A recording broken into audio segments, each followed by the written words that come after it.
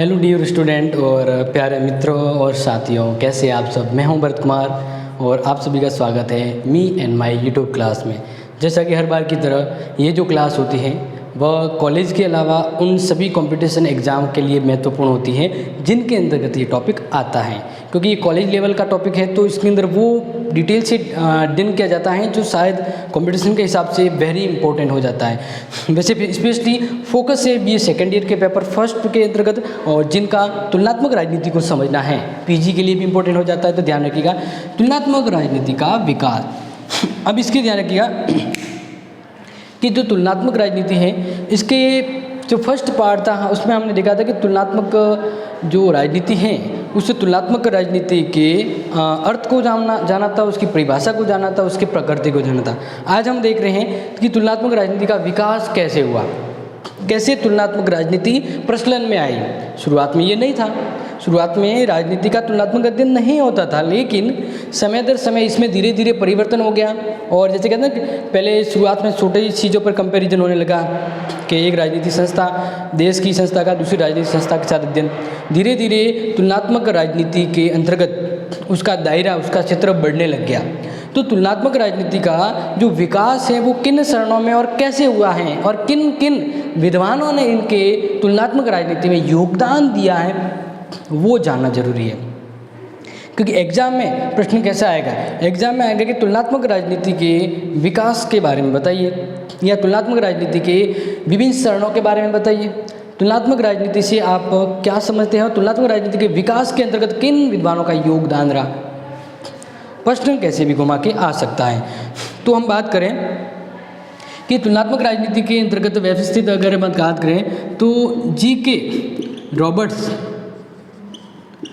Roberts ने तुलनात्मक राजनीति के विकास को 3 अलग अलग क्षेत्रों में बांटा है। ध्यान रखिएगा, जैसे पहला है अपरिष्कृत,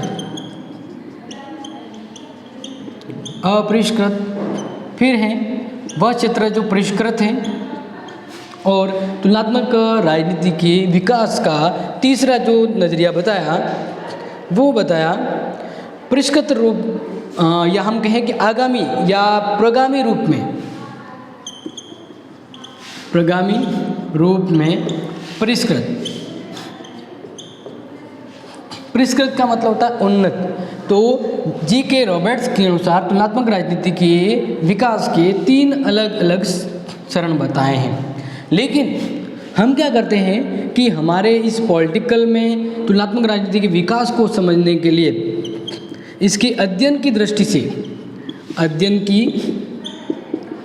दृष्टि से हम इसको एक महत्वपूर्ण 3 अलग अलग समय अंतराल में बांटते हैं। तुलनात्मक राजनीति को 3 अलग अलग समय अंतराल में बांटते हैं, जो शायद पढ़ने के हिसाब से समझ में भी आएगा, इजी भी रहेगा, और बुक के अकॉर्डिंग ही दिया हुआ है कि तुलनात्मक राजनीति को अगर एग्जाम में प्रश्न आता तो कैसे समझें, किस तरह का तुलनात्मक राजनीति का विकास का दौर चला है। तो तुलनात्मक राजनीति के हम 3 दौर पर चर्चा करेंगे।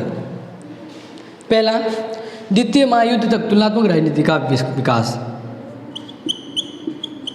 द्वितीय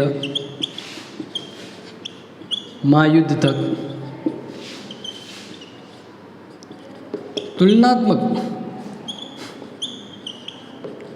राजनीति का विकास। तो आप समझ रहे हैं ना, हम यहाँ पे कैटेगराइज कर रहे हैं एक वो समय जब सेकेंड वर्ल्ड वॉर तक तुलनात्मक राजनीति का विकास कितना हुआ था वो हम जानेंगे। फिर मैं आपको बताऊंगा कि तुलनात्मक राजनीति का युद्धोत्तर यानी सेकेंड वर्ल्ड वॉर के बाद तुलनात्मक राजनीति का जो विकास है वो कैसे और किन विद्वानों के द्वारा हुआ। तो हम इसको कहेंगे तुलनात्मक राजनीति का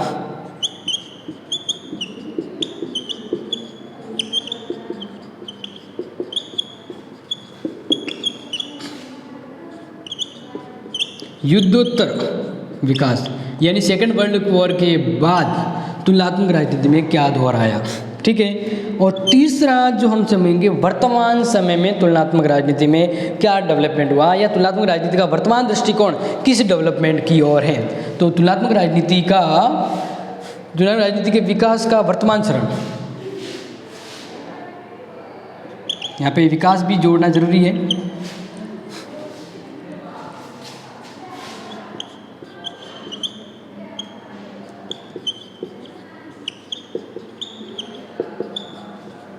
तुलनात्मक राजनीति के विकास का वर्तमान दौर। अब देखिए, अगर मैं इसको समय में काउंट करूं तो सेकेंड वर्ल्ड वॉर कब तक हुआ था? 1945 के अंत तक ख़त्म होता है। तो 1945 और उससे पहले राजनीति के अंदर तुलनात्मक राजनीति में क्या क्या डेवलपमेंट हुआ, यानी किसने तुलनात्मक राजनीति के विकास में योगदान दिया, या क्या क्या हम पढ़ते थे। तो सेकेंड वर्ल्ड वॉर से पहले तुलनात्मक राजनीति का अध्ययन करेंगे। फिर इसके अंदर सेकेंड वर्ल्ड वॉर के बाद तुलनात्मक राजनीति के अंतर्गत क्या अध्ययन हुआ, क्या क्या तुलनात्मक राजनीति के विकास में योगदान दिया, तुलनात्मक राजनीति का क्षेत्र कितना बढ़ गया।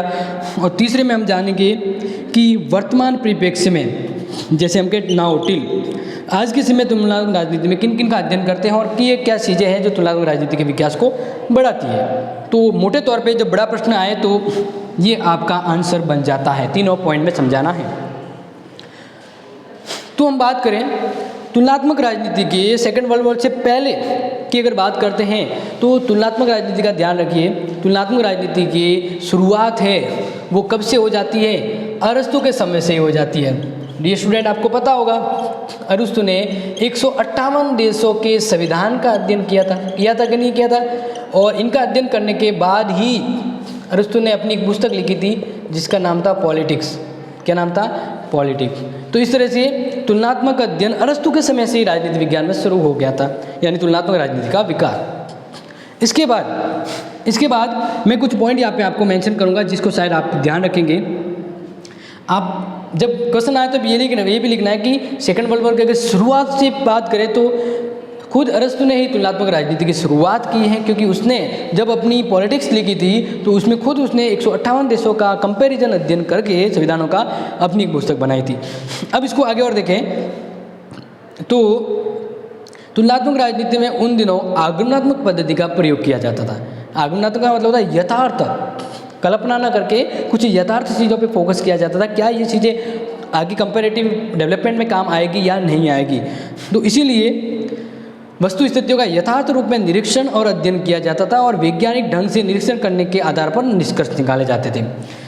इसी युग में सेकेंड वर्ल्ड वॉर तक एक मैकियावेली भी था। मैकियावेली ने यानी राजनीति का तुलनात्मक अध्ययन किया है और इस तरह से तुलनात्मक राजनीति के विकास में मैकियावेली का भी योगदान याद रखना है।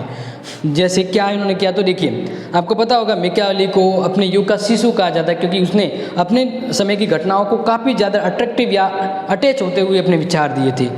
तो इस तरह से उसने उस समय कहा कि हमारी जो शासन व्यवस्था है वो एक राजतंत्रात्मक होनी चाहिए, दूसरे देशों की शासन व्यवस्था ये है। उसने एग्जाम्पल देके बताए थे कि विभिन्न देशों में शासन व्यवस्था कैसी है और यहाँ की शासन व्यवस्था कैसी है। तो उस समय मैकियावेली ने खुद ही तुलनात्मक राजनीति के अध्ययन को और ज़्यादा बढ़ावा दिया था, यानी इसने इसका क्षेत्र में बढ़ावा योगदान दिया। जैसे बात करें तो मैकियावेली ने राज्य कला, शासन कला के अध्ययन पर जोर दिया।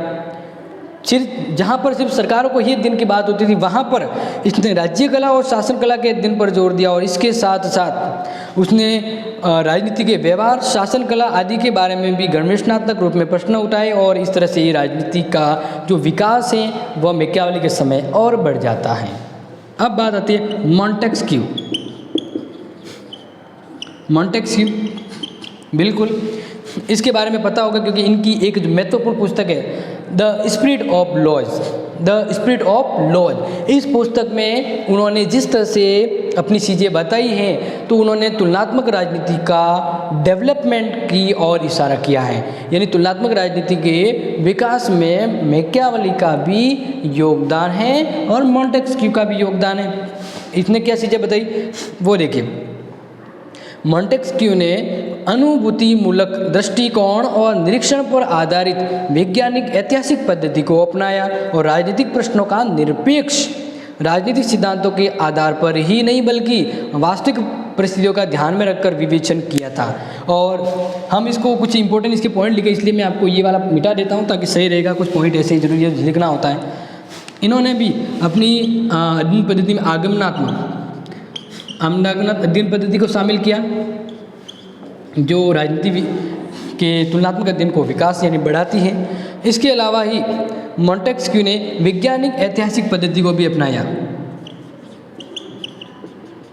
वैज्ञानिक ऐतिहासिक अध्ययन पद्धति, तो इन्होंने जिस तरह का मेथड यूज किया ना, इस तरह से जो राजनीति है उसका कंपैरेटिव जो अध्ययन है और ज़्यादा बढ़ जाता है, उनमें और नए चित्र शामिल होते हैं। तो जैसे मैं बताऊं तो सही सरकार को समाजशास्त्र और परिस्थितियों की मसले के रूप में होना चाहिए। तो उन्होंने यानी मॉन्टेस्क्यू ने तुलनात्मक राजनीति के विकास में कुछ और क्षेत्रों को इन्वॉल्व किया। अब वो कौन से क्षेत्र थे तो नोट कर दीजिएगा। राजनीतिक व्यवस्थाओं का अपने बाह्य वातावरण से संबंध कैसा है, आर्थिक घटकों और व्यवहारों का भी अध्ययन इसमें शामिल किया गया, आदि की राजनीति में भूमिका, राजनीतिक व्यवस्थाओं के वर्गीकरण की समस्या, मानवीय परंपराओं संस्थाओं में जलवायु, भूमि की भौगोलिक दशा और भौगोलिक, सामाजिक, आर्थिक और आर्थिक परिस्थितियों के कारण जो भेद उत्पन्न हुआ है इनके, और सांस्कृतिक रीति रिवाज, इनका भी कंपैरिजन अध्ययन किया गया, तुलनात्मक अध्ययन किया गया राजनीति के अंतर्गत। और ये इनका जो अध्ययन है वो तुलनात्मक राजनीति के विकास को और बढ़ावा देता है। ये तो आपने समझ लिया। अब आता है तुलनात्मक राजनीति का दूसरा दौर, जिसको हम कहते हैं युद्धोत्तर राजनीतिक, या हम कहीं पूरा ही लिख देते हैं तुलनात्मक राजनीति। तो युद्धोत्तर के बाद तुलनात्मक राजनीति का विकास कैसे होता है या किन तत्वों के कारण तुलनात्मक राजनीति का डेवलपमेंट बढ़ जाता है, समझ में आ रहा है। तो इसमें मैं कुछ विद्वानों के नाम आपको बताऊंगा जो ध्यान रखेंगे, जैसे कि जी.के. रॉबर्ट्स ने उस समय तुलनात्मक राजनीति के विकास को ये बताया कि जब सेकेंड वर्ल्ड वॉर समाप्त होता है तो विश्व स्तर पर तुलनात्मक राजनीति की एक बहार से आ जाती है, यानी राजनीति को ज़्यादा से ज़्यादा तुलनात्मक नज़रिए से देखा जाता है, और इस तरह से काफ़ी चीज़ें इस चित्र में शामिल हो जाती है और इसका जो दायरा है तुलनात्मक राजनीति का बढ़ जाता है। तो इसके अंदर इन्होंने बताया है कि तुलनात्मक राजनीति का सेकेंड वर्ल्ड वॉर के बाद क्षेत्र व्यापक हो जाता है, क्योंकि इसकी पहली धारणा में तुलना है वो कला और पद्धतियों के विषय में होती है, जिससे आत्मशिकता चेतना जागृत हो जाती है। और इसी धारा के अंतर्गत हेक्सर, मैक्रिडस, बियर एवं उल्म के नाम जो विद्वान हैं वो शामिल होते हैं। फिर बात आती है कि इन लेखकों ने पर्याप्त आत्म जागरूकता की मात्रा में तुलनात्मक विधि का प्रयोग किया, और उनका उद्देश्य था कि विभिन्न राजनीतिक संस्थाओं का उपयोगी अध्ययन किया जाना चाहिए। मतलब इसमें ये कहा गया कि अब हम तुलनात्मक राजनीति का अध्ययन करें तो वही अध्ययन हो जिसका क्या हो, उपयोग हो, या जिसका उपयोग किया जाए। तो इस तरह से कौन से विद्वान थे जो सेकेंड वर्ल्ड वॉर के बाद की तुलनात्मक राजनीति के विकास में योगदान देते, तो लिख दीजिए, मैं आपको बता रहा हूँ, मैक्रिडस और हेक्सर। मैक्रिडस और हेक्सर, इन्होंने तुलनात्मक राजनीति का सेकेंड वर्ल्ड वॉर के बाद विकास में योगदान दिया। उन्होंने कहा तुलनात्मक राजनीति में जितनी भी संस्थाएं या जो भी व्यवहारों का अध्ययन किया जाता है तो उन्हीं का किया जाना चाहिए जिनका उपयोग हो तुलनात्मक राजनीति में, तभी उनका अध्ययन किया जाना चाहिए। तो ये एक तरह से उपयोगी तुलनात्मक राजनीति विकास की ओर बढ़ जाती है। और इसके अंतर्गत ये कहा गया कि इस चरण में संबंधित विद्वानों ने संस्थात्मक तुलना के साधनों का जोरदार तरीके से इस्तेमाल किया, और ये सभी लेखक तुलना के महत्व की विभिन्न समस्या जैसे एरिया स्टोरीज, संस्थाएं, प्रक्रियात्मक तुलनाएं, समस्यात्मक रुझान, प्रत्याकरण, यानी इन क्षेत्रों को शामिल करते हैं। तो इस एज तक आते ही कंपेरेटिव पॉलिटिक्स है, उसमें काफ़ी क्षेत्र नए इन्वॉल्व हो जाते हैं और इनका दायरा बढ़ जाता है, राजनीति विज्ञान का दायरा बढ़ जाता है। और इसके अंतर्गत तुलनात्मक राजनीति के क्षेत्र में बाहर की राजनीति के आधुनिकीकरण को, राजनीतिक विश्लेषण को, राजनीतिक समाजशास्त्र को और अंतर्राष्ट्रीय राजनीति के संबंधित नई अवधारणाओं को भी शामिल करते हुए विकास में योगदान दिया जाता है। तो तुलनात्मक राजनीति का ये वाला जो समय है वो एक उपयोगी और महत्वपूर्ण संसाधनों की दृष्टि से भी इम्पोर्टेंट हो जाता है। तो तुलनात्मक राजनीति का क्षेत्र व्यापक हो जाता है। फिर बारी आती है तुलनात्मक राजनीति का वर्तमान दृष्टिकोण।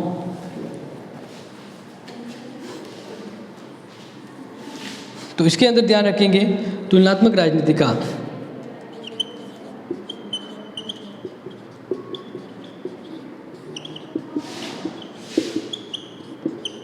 के विकास का वर्तमान चित्र या वर्तमान दृष्टिकोण में तुलनात्मक राजनीति में क्या चीज़ें हैं वो जो डेवलपमेंट में योगदान देती हैं वो हम समझेंगे। तो देखिए, तुलनात्मक राजनीति का जो वर्तमान चरण है, आधुनिक समय में तुलनात्मक राजनीति को समृद्ध करने वाले विद्वानों में पहले तो विचारक ध्यान रखिए, जो तुलनात्मक राजनीति के वर्तमान विचारक के रूप में जाने जाते हैं। पहला तो महत्वपूर्ण है डेविड, हाँ बिल्कुल आपने सही कहा, डेविड स्टर्न। अगर आपने पढ़ा है तो याद होगा। तुलनात्मक राजनीति के विकास के वर्तमान चरण से जुड़े हुए विद्वान डेविड स्टर्न, आमंड, कोलमैन,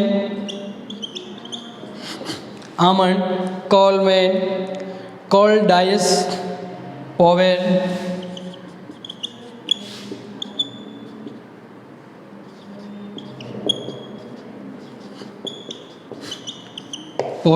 इसके अलावा और भी विद्वान हैं, जैसे मैं ज़्यादा तो नहीं कहूँगा, लेकिन लूसियन पाई, ये विद्वान का नाम याद रखेंगे। और भी विद्वान हैं, बट आपको ये विद्वानों के नाम याद रखना है जो तुलनात्मक राजनीति के विकास में वर्तमान चरण से जुड़े हुए विद्वान हैं। अब इसके अंतर्गत ध्यान रखिएगा कि डेविड स्टर्न, आमंड डायस ने तुलनात्मक विश्लेषण में एक वृत्त इकाई के रूप में व्यवस्था सिद्धांत को प्रतिपादित किया था। यानी इस चरण में उन्होंने व्यवस्थापन, कौन सा सिद्धांत, व्यवस्थापन सिद्धांत को दिया। और इस व्यवस्थापन सिद्धांत से, या हम कहें एक व्यवस्था का सिद्धांत, इस सिद्धांत से तुलनात्मक राजनीति सामाजिक व्यवस्था की अंतर्गत भी तुलना कर सकती है और इसके अलावा राजनीतिक व्यवस्था के कार्यों को भी संपूर्णता देने वाले परस्पर संबंध सभी तत्वों के विभेदीकरण समुच्चय के रूप में परिभाषित नई राजनीतिक इकाइयों का भी समावेश हो सकता है। यानी व्यवस्थापन सिद्धांत को जब शामिल किया गया तो इसके साथ साथ अब हम तुलनात्मक राजनीति के अंदर सामाजिक और राजनीतिक व्यवस्थाओं, उनके कार्यों की भी तुलना कर सकते हैं। यानी वर्तमान दृष्टिकोण काफ़ी ज़्यादा यथार्थवादी और व्यवहारवादी हो जाता है, उसमें वो सभी कंपैरिजन तत्व शामिल किए जाते हैं जो वर्तमान दृष्टिकोण में जरूरी होते हैं। अब इसमें देखें तो अधिकांश अमेरिकी राजनीतिकों ने तुलनात्मक राजनीति के शब्द भंडार में वृद्धि की। यानी वर्तमान जो ये चरण है, इसमें काफ़ी अमेरिकी विद्वानों ने योगदान दिया है इसके विकास में। जैसे कि डेविड स्टर्न ने निवेश और निर्गत, यानी इनपुट और आउटपुट, समर्थन, व्यापरण, फीडबैक, मूल्य आदि शब्दों का प्रयोग करते हुए तुलनात्मक राजनीति का क्षेत्र है वो दायरा बढ़ा दिया है। और आमंड के अनुसार इस शब्दावली के प्रयोग का प्रयोजन एक प्रकार की सर्वव्यापकता प्राप्त करना है और इस प्रकार से प्रयुक्त शब्द सामान्यतः इसका प्रयोग भी किसी भी प्रकार की राजनीतिक इकाई का उसके आकार रूप को लेने के रूप में भी धारण रहता है। वर्तमान युग में, यानी वर्तमान तुलनात्मक राजनीति के विकास में शोधकर्ताओं को पद्धति, शोध, तकनीकी संकल्पनाओं और मिडल रेंज सिद्धांतों का विकास करने में भी काफ़ी समय और इसका योगदान भी रहा है। और तुलनात्मक राजनीति का सबसे जो विकास है वो किस विद्वान ने किया, या हम कहें मोस्ट चीज़ें वो ध्यान रखेंगे। तो तुलनात्मक राजनीति का सबसे ज़्यादा विकास किस एज में और किसने किया, तो यहाँ पे जो इम्पोर्टेंट है वो ध्यान रखेंगे। 1969 के अंतर्गत विद्वान है टेरिनो राउंड।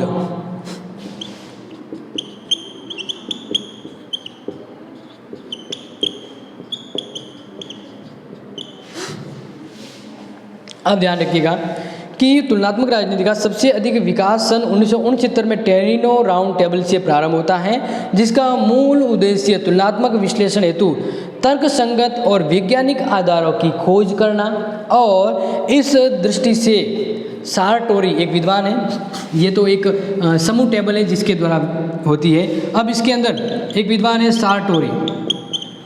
सारटोरी की एक महत्वपूर्ण पुस्तक थी, ग्रंथ, जिसका नाम मैं बोल रहा हूँ, concept of misinformation in comparative politics. Holt और टर्नर की पुस्तक है the methodology of comparative research. इन दो पुस्तकों के अंदर उन्होंने विशेष रूप से तुलनात्मक राजनीति के विकास और क्षेत्र के बारे में बताया गया है।